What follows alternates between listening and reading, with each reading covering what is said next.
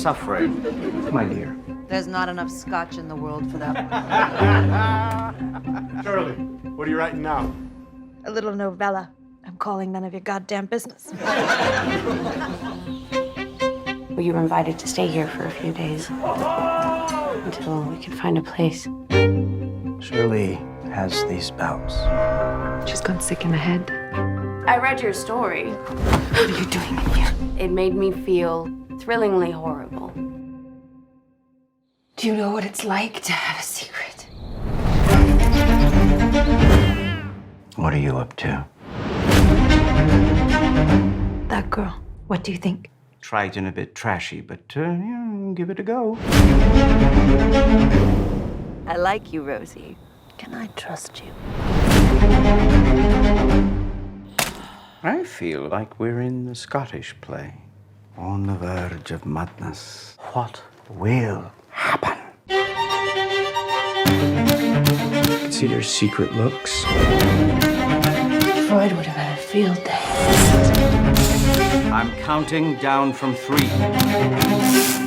3, 2, 1.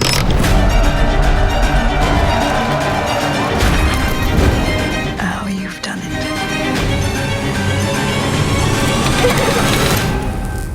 What becomes of your dear heroine? What happens to all lost girls? They go mad.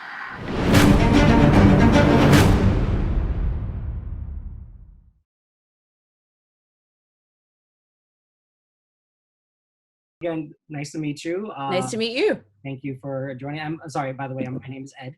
Nice to meet you, Ed. So I want to start off with like one of the base questions because everybody wants to know.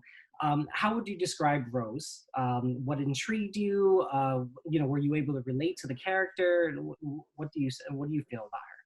Yeah, I think it was pretty clear very early on from reading the script that Rose kind of represents a very kind of universal shift in a young woman's life, where she kind of learns to take herself seriously as an intellectual person, as a creative person, as someone with agency, someone with control over their lives. And I think that, that's kind of what I could relate to with her, and what I hope people will relate to in watching the movie, is that, it's quite often through the most painful experiences or the most painful times of our lives in which we meet, perhaps either, destructive people such as Shirley Jackson, or, maybe it happens in a kind of more harmonious way, but what happens when people take hold of you and start to influence you, and what you can discover about yourself. And I think that was kind of the thing that I really loved the most about the character. Yeah. So why was it so easy for Rose to gravitate to Shirley though? Like, it was because throughout the movie, at first hate, then just started eventually becoming completely different, roles. Yeah, that's a great question. I think that, there's at the start of the movie, Rose has kind of a bit of a horrified perspective on Shirley. It's kind of like watching a car crash. And then as she starts to get to know her and starts to kind of expand her empathy for Shirley, she realizes how much of a gift Shirley actually is. And yeah, Shirley starts to kind of influence Rose in ways that are quite subconscious at first, and then start to become more and more deliberate. And it's just a really incredible kind of exploration of how this kind of transference can happen between two people who are going through something together. Yeah, no, I can tell you right now, I love the movie. It was incredible. I'm so happy to hear that. So much fun. When I got to watch it the second time, I started noticing things. It was just like, cool. I'm like, oh my God, I was like, this is awesome. Like, it was really crazy. But a matter of fact, so did you have any frustrations playing Rose because of the fact of the era that she was living in? Like, because she was very intelligent, but she was belittled by everyone in the room at some point or another, because They just, it was, it was during that time, during that era of the years, Yeah, no, that's such a good question. And it was definitely a part of a really big part of the research that I wanted to do about it is how much could I feel, because obviously, there are certain shadows of that those limitations that are still on women today, but really it was very dependent on the normalities of social etiquette and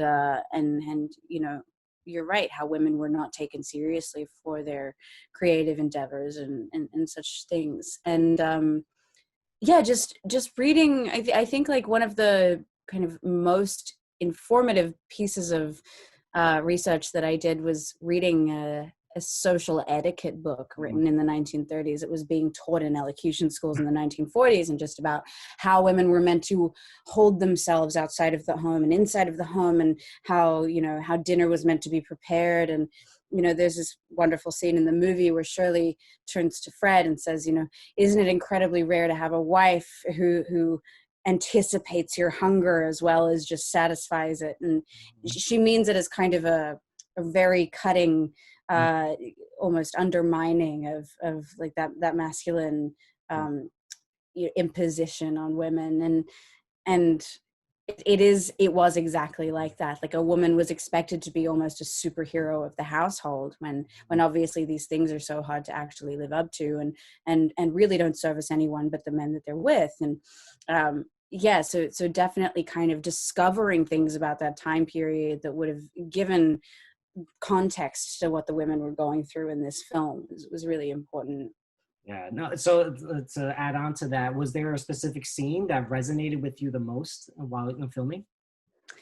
It's actually one of my favorite scenes in the movie is one that I was not present for while they were shooting it, but it says the most about what I think the movie is really trying to say, and it's the scene where Stanley is kind of chastising Shirley about writing this mystery novel, this kind of, he's not taking that seriously, saying that she shouldn't be wasting her time with this and should go back to what she knows. And she's struggling with her own kind of those limitations. And she starts to say, that the story that she's writing of Paula Weldon is not just the story of Paula Weldon. It's the story of, many, many women who have gone through those things and feeling lost, or coming under the spell of an older man who promises so many things and then leaves them empty.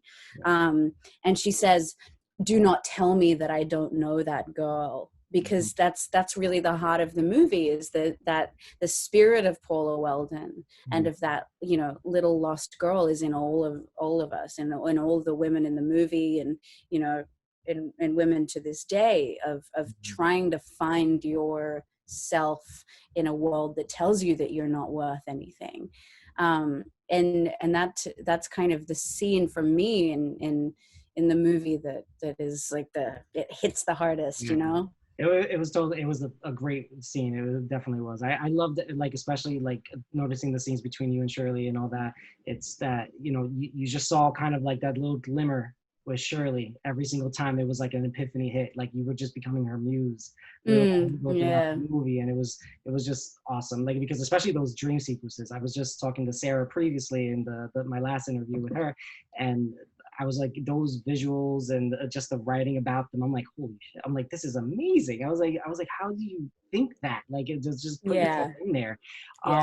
And that's a real testament to Sarah and Josie as well, and their collaboration.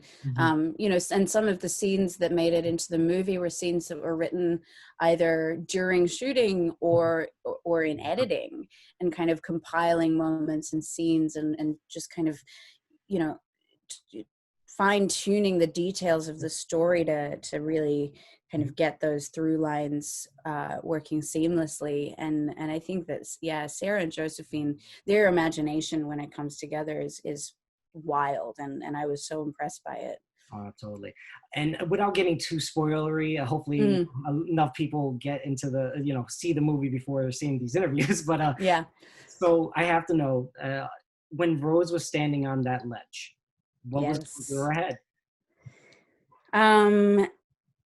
think she saw a forked pathway. Mm-hmm. I think she saw one life that she could have, which might be a little easier to choose because it's the safe path. It's the safe life. She knows she'll be taken care of, but she knows that she will never really be allowed to fully experience the extremities of herself. And then there's the other path, which is the one that means that she takes life by the neck. And what happens on that cliff is her decision between the two. Yeah. Oh God. That, like, trust me. Like, I got to watch it with my girlfriend because, you know, we got the early viewing, and you know, at that point when we saw that moment, we were just like, wait, did that happen? Or wait, right? Dream? We're like, oh wait, like, and then, you know, we see the rest of the movie, and we're just like, wow, like that just left us there and everything, and it made you want just as much to see what Rose does next and everything. Yeah. To see, Yeah. does she break the cycle? Does she, you know, just completely just do something like crazy? Like, you know? Yeah, no, I have the same wonder, and I think that was the exciting thing about shooting that scene and the scene that comes after, and kind of just thinking, yeah, where does she go from here, and how is life going to be different? Yeah. And how is she going to wreak havoc on, you know, on the world around her? It's really fun. Yeah, no, that's awesome. Odessa, thank you so much for the interview. Thank you, man. I know we're always running everybody's running on tight on time. So. Yeah, I mean, look, I haven't looked at this thing in months, so. It's a great accessory, though. It's beautiful. Oh, thank you. Thank you. I appreciate it. Thank you for talking to me. No, appreciate it. Thank you so much.